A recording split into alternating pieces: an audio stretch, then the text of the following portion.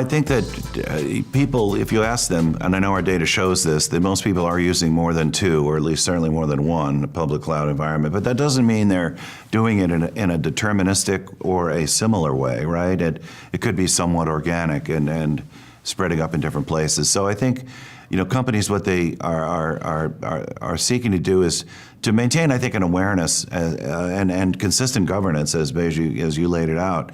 But at the same time, being aware of the trade-offs, right? Of let's say, going down the path of using different clouds in a at least semi-interchangeable way, versus the benefits that they can achieve in terms of functions and in working with a single cloud environment, right? And I think that's a trade-off as we move down these, the road towards hybrid, prefabricated hybrid cloud solutions.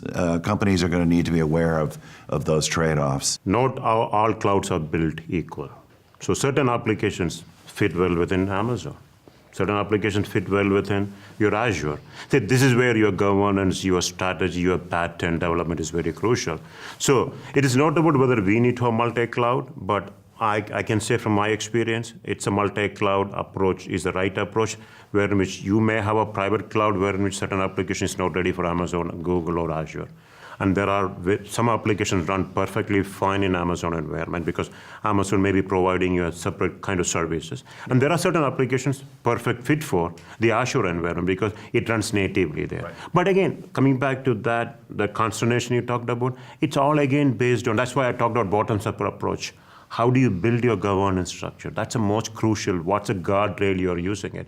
You should not have differing security standards or governance structure or application migration structure or pattern based on a cloud provider. It has to be one unified view. That's a way to manage it.